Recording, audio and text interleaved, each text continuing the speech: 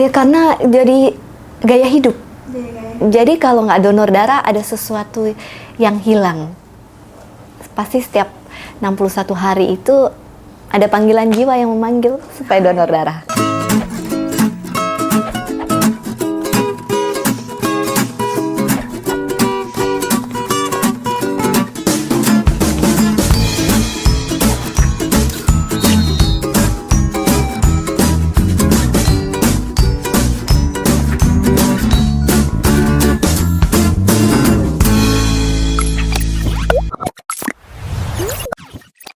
Assalamualaikum warahmatullahi wabarakatuh.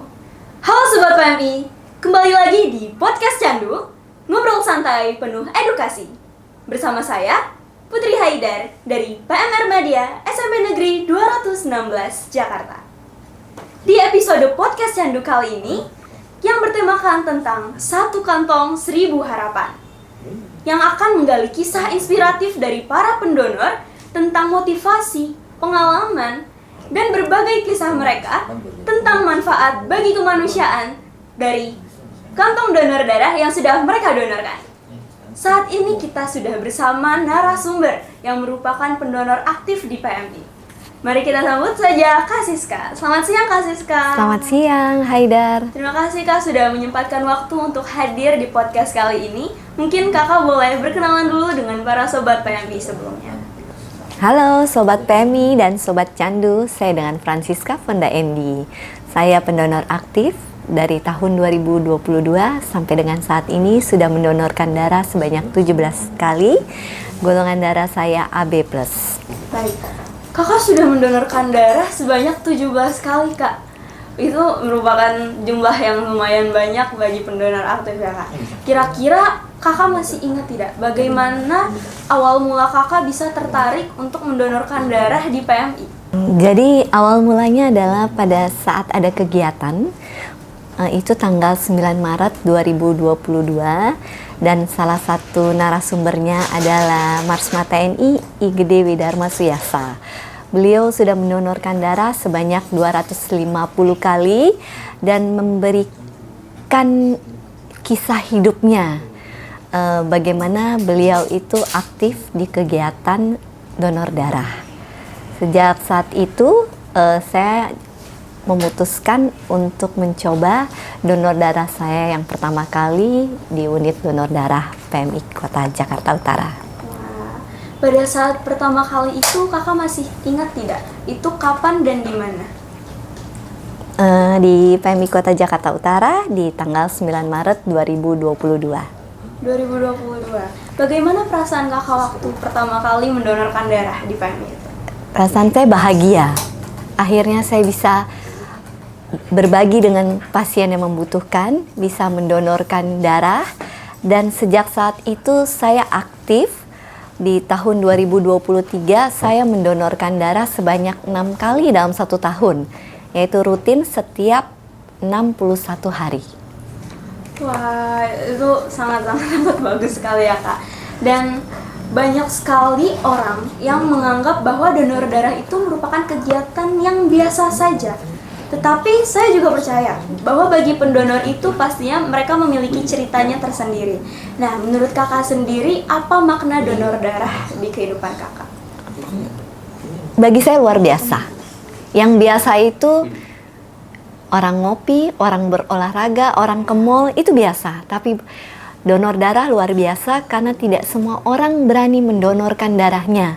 Ada yang takut jarum suntik, kemudian ada yang karena masalah kesehatannya tidak bisa mendonorkan darahnya.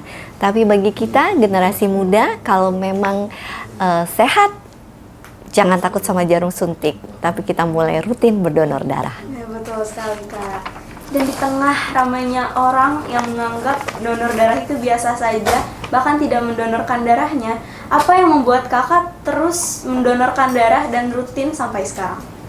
Perasaan candu seperti di podcast Candu. Dan saya juga merasakan manfaat langsung dari donor darah kepada tubuh.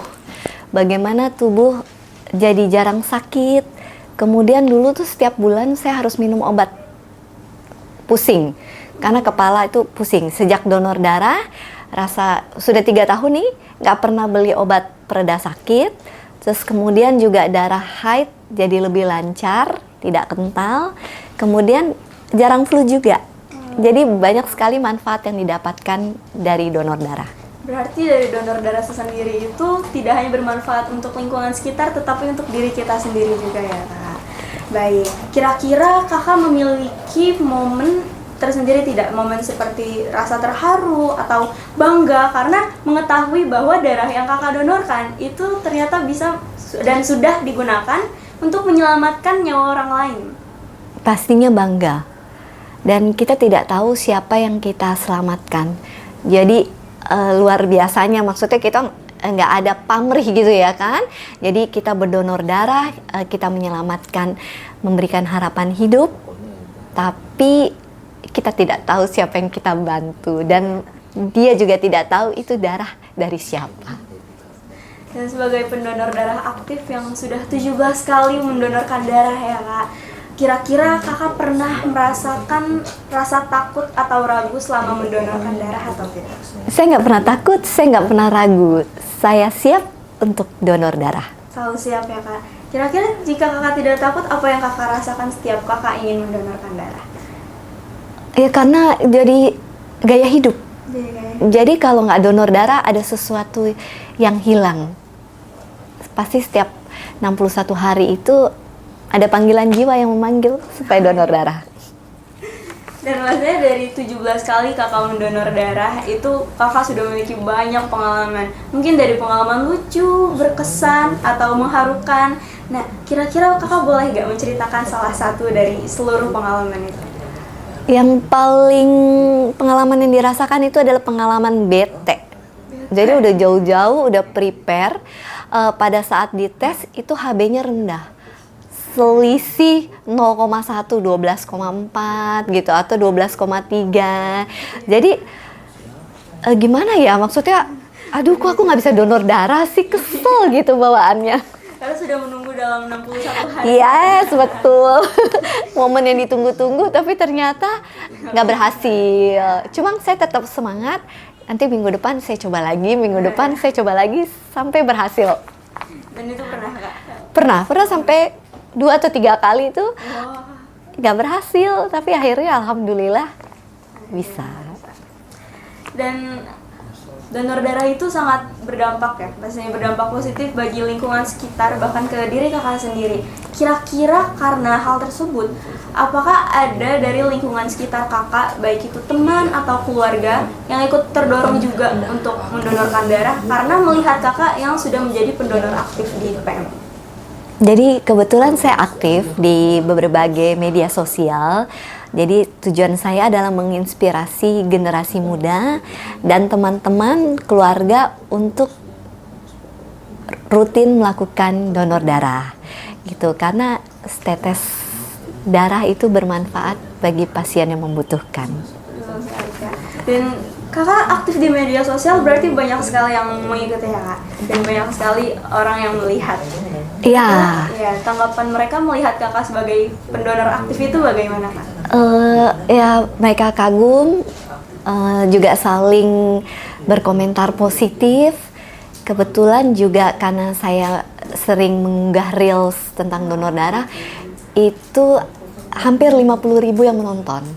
Banyak sekali. Jadi harapan saya ya ketersediaan stok di PMI stabil dan tidak pernah kurang karena banyak sekali pasien yang membutuhkan darah. Selain itu, menurut Kakak sendiri, kenapa kita sangat penting untuk melakukan donor darah ke PMI gitu Kak? Ya karena darah itu tidak diproduksi oleh pabrik. Darah hanya diproduksi oleh tubuh manusia. Jadi setiap hari itu ada ibu yang melahirkan, ada pasien operasi, ada korban kecelakaan, ada anak-anak yang terkena talasemia, anemia. Jadi kalau ketersediaannya cukup, harapan hidup mereka juga lebih besar. Ya, memang Kak. Banyaknya manfaat yang bisa didapat dari donor darah, tetapi masih banyak masyarakat yang bukan takut, tapi merasa biasa saja. Bahkan berpikir bahwa mereka tidak harus melakukan itu, dan secara singkat, secara sekilas mereka sempat mungkin berpikir kayak biar orang lain saja yang melakukannya. Nah, itu pesan kakak terhadap masyarakat seperti itu apa, Kak? Donor darah itu bukan hanya menyelamatkan nyawa orang lain. Donor darah itu bagus untuk kesehatan kita sendiri. Jika kalian berpikir biar orang lain saja, bagaimana dengan teman-teman kita, saudara-saudara kita yang membutuhkan darah untuk tetap bisa bertahan hidup? Jadi mulai dari diri kita sendiri untuk kehidupan mereka. Jika ada sobat PMI yang ternyata menerima bantuan donor darah dari kakak, dan kakak bisa menyampaikan pesan kepada mereka, apa yang ingin kakak katakan? Setetes darah itu mungkin kecil, tapi bermanfaat bagi mereka.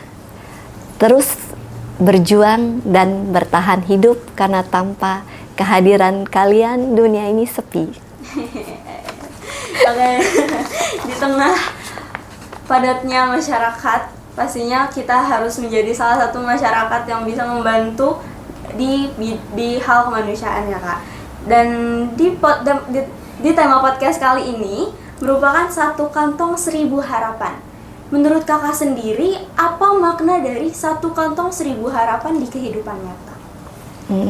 Jadi sekantong darah memang kecil, tapi bisa memberikan harapan hidup bagi mereka yang membutuhkan. Kita harus bersama-sama demi kemanusiaan untuk tetap memberikan mereka semangat hidup. Baik, Kak. Membicarakan tentang semangat hidup dan kakak sebagai pendonor aktif di PMI ini, kira-kira pastinya kakak memiliki harapan untuk PMI dan juga donor darah ke depannya. Kira-kira kakak boleh sampaikan kepada sobat PMI semua? Jadikan donor darah sebagai gaya hidup sehat. Gaya hidup sehat untuk generasi muda, khususnya Gen Z gitu kan, seperti Haidar juga gaya hidup untuk kita semua. Dan kita akan menjadi harapan saya adalah PMI sebagai garda terdepan dalam menyelamatkan nyawa manusia, dalam ketersediaan kantong-kantong darah, dan untuk membantu dalam kemanusiaan. Berarti salah satu hal penting di dalam donor darah itu balik lagi ke generasi Z dan juga generasi penerus ke depannya ya, Kak? Iya dong, Kita tanpa harus- kalian siapa yang bisa meneruskannya? Kita harus terus bisa melanjutkan berarti ya, Kak? Ya, Jika kakak sudah aktif sebagai pendonor di PMI, berarti kakak sudah lama kenal dengan PMI. Jika bisa diibaratkan dalam satu kata, kata apa yang paling tepat menurut kakak yang bisa menggambarkan PMI? kemanusiaan. Karena PMI itu bergerak di bidang kemanusiaan, membantu tanpa pandang bulu. Jadi semuanya kita bantu. Setuju sekali. PMI memang sangat menggambarkan bagaimana kita bisa membantu sesama manusia, dan PMI memang selalu bekerja di dalam bidang kemanusiaan ya sobat PMI semuanya. Dan terima kasih banyak Kak Siska yang sudah mau hadir di episode podcast Candu kali ini. Sayang sekali pertanyaannya sudah selesai dan kita sudah sampai di ujung podcast kita hari ini. Terima kasih juga Haidar. Terima kasih atas kesempatan yang diberikan. Semoga podcast ini juga menggugah teman-teman generasi muda untuk terus rutin melakukan donor darah. Ya, semoga dari podcast kali ini bisa bermanfaat untuk kita semua dan bisa memotivasi kita untuk bisa terus aktif dan turut menjadi pendonor di PMI dan membantu masyarakat sekitar yang membutuhkan. Baik, setiap kantong darah tentunya memiliki kisah. Di balik jarum yang disuntik, ada hati yang memiliki harapan. Terima kasih untuk para pendonor, para pahlawan tanpa tanda jasa yang telah memberikan tanpa mengenali siapa yang dibantu. Terima kasih kepada Sobat PMI yang sudah menyaksikan sampai akhir, dan terima kasih kepada Kak Siska yang sudah bersedia menjadi narasumber hari ini. Sekian dari saya. Wassalamualaikum warahmatullahi wabarakatuh.